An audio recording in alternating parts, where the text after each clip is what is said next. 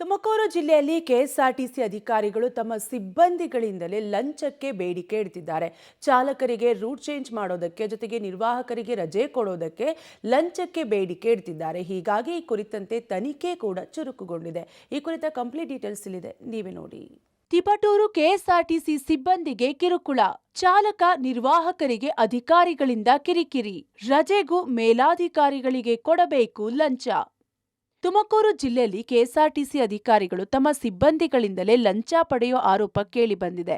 ಚಾಲಕರಿಗೆ ಮಾರ್ಗ ನೀಡಲು, ನಿರ್ವಾಹಕರಿಗೆ ರಜೆ ಕೊಡಲು ಲಂಚದ ಬೇಡಿಕೆ ಇಡ್ತಿದ್ದಾರಂತೆ. ತಿಪಟೂರು ಡಿಪೋ ವ್ಯಾಪ್ತಿಯಲ್ಲಿ ಈ ಬಗ್ಗೆ ತನಿಖೆ ಜೋರಾಗಿ ನಡೆಯುತ್ತಿದೆ.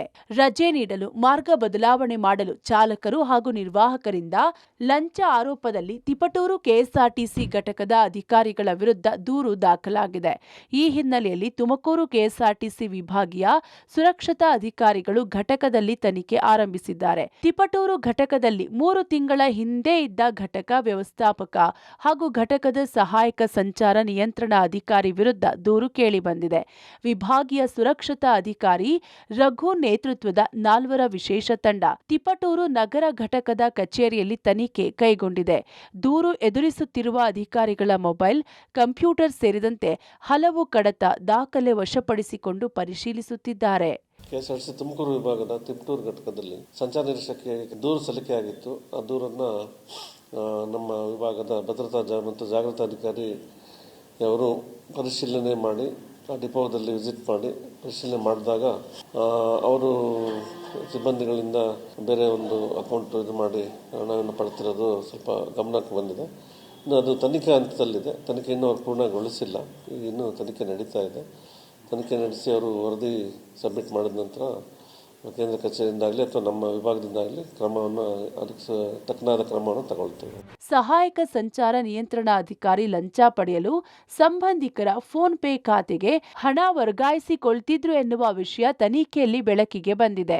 ದಾಖಲೆಗಳ ಪರಿಶೀಲನೆ ನಂತರ ತನಿಖಾ ತಂಡ ವರದಿಯನ್ನ ಉನ್ನತ ಅಧಿಕಾರಿಗಳಿಗೆ ಸಲ್ಲಿಸಲಿದೆ ಎಂದು ಮೂಲಗಳು ತಿಳಿಸಿವೆ. ಈ ಮಧ್ಯೆ ತಿಪಟೂರು ಘಟಕದಲ್ಲಿ ಲಂಚ ಕಿರುಕುಳ ಆರೋಪದ ಮಧ್ಯೆ ವಾಹನ ಬಿಡಿಭಾಗಗಳ ಖರೀದಿ ಬಿಲ್ಗಳಲ್ಲಿ ಭಾರಿ ವ್ಯತ್ಯಾಸ ಕಂಡುಬಂದಿದೆ. ಈ ಬಗ್ಗೆಯೂ ದೂರು ದಾಖಲಾಗಿದ್ದು ತನಿಖೆ ನಡೆಯುತ್ತಿದೆ ಎಂದು ಮೂಲಗಳು ತಿಳಿಸಿವೆ. ಅದು ಕೇಂದ್ರ ಕಚೇರಿಗೆ ಅವ್ರು ಕೊಟ್ಟಿದ್ದಾರೆ ಡೈರೆಕ್ಟ್ ಆಗಿ. ಅದನ್ನ ಸತ್ಯಾಸತ್ಯ ಅವರೆಲ್ಲ ಹೆಸರು ಮತ್ತೆ ಅವರ ಅಡ್ರೆಸ್ ಎಲ್ಲ ಹಾಕಿ ಕೊಟ್ಟಾಗ ಅದನ್ನ ವೆರಿಫೈ ಮಾಡೋದು ನೋಡ್ತೀವಿ ಮೇಲ್ನೋಟಕ್ಕೆ ಏನಿದೆ ಅಂತ. ಅದ್ರಲ್ಲಿ ಏನಿದೆ ಅದು ವರದಿ ಸಲ್ಲಿಕೆ ಆಗುತ್ತೆ. ಆದ್ಮೇಲೆ ನಾವು ಅದನ್ನ ಕ್ರಮ ತಗೊಳಕ್ಕಾಗುತ್ತೆ. ಮುಂದಿನ ಅದು ತನಿಖಾಧಿಕಾರಿ ಹತ್ರ ಇದೆ. ನನಗೆ ದೂರಲ್ಲಿ ಇವಾಗ ಸಲ್ಲಿಕೆ ಆಗಿಲ್ಲ. ಅಲ್ಲಿ ಕೇಂದ್ರ ಕಚೇರಿಗೆ ಡೈರೆಕ್ಟ್ ಆಗಿ ಕೊಟ್ಟಿದ್ರು.